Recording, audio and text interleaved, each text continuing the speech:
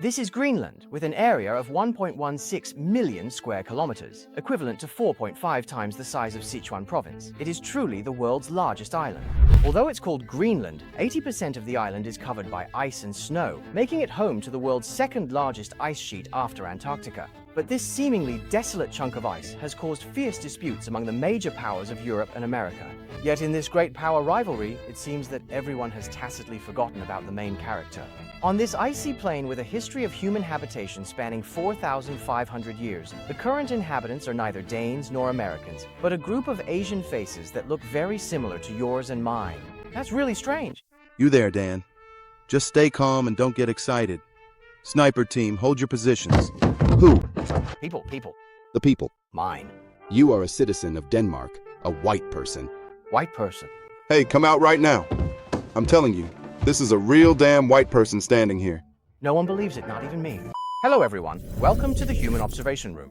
Today, let's talk about why the indigenous people of Greenland, located between Europe and America, have Asian faces. To answer this question, we first need to review the migration history of the ancestors of the Inuit. In 2015 and 2016, a team from the University of Copenhagen in Denmark conducted genetic testing on the Inuit living in Greenland, and the results were astonishing. Mitochondrial DNA showed that 98% of Greenlandic Inuit carry the A haplogroup, and the Y chromosome results are even more striking. Most of them belong to the Q haplogroup. Simply put, these haplogroups are typical markers of Asian origin, so tracing back, their ancestors' migration history probably went like this. Around 200,000 years ago, our modern human ancestors evolved in Africa, and finally, about 60,000 years ago, a small group left Africa and began to spread across the world.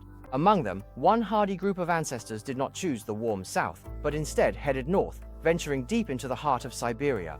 Around 20,000 to 15,000 years ago, the global ice age caused sea levels to drop, and the Bering Strait froze into a land bridge connecting Asia and North America.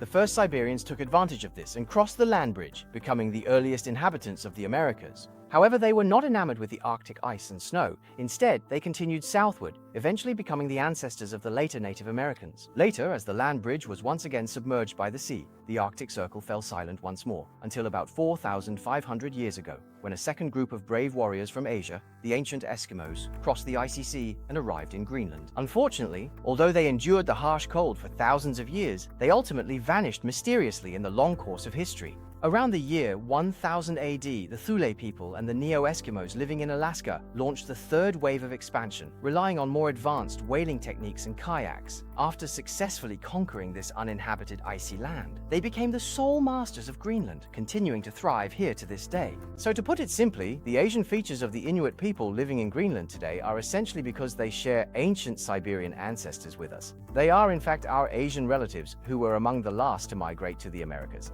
In fact, if you have ever done a genetic test, especially for those from northern regions, you might find that your ancestry includes components from Native Americans or even Inuit people. Feel free to share your reports in the comments section. So how did these ancient relatives living far away in Greenland manage to survive in such a polar environment?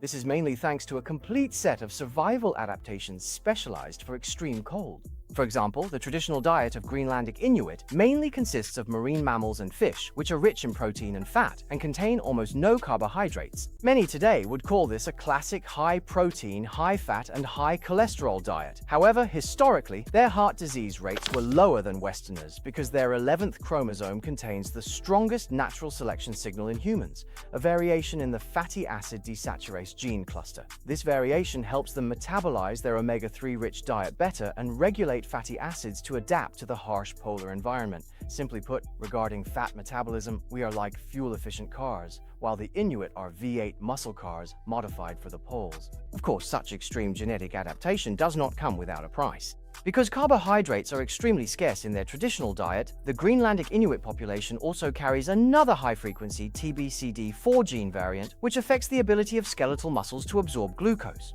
In their original low-carb diet, this effect might not have been obvious. However, once large amounts of refined carbohydrates entered their modern diet, this once harmless mutation immediately revealed its dangers. Homozygous carriers face a tenfold increase in the risk of type 2 diabetes, with over 80% developing diabetes before the age of 60.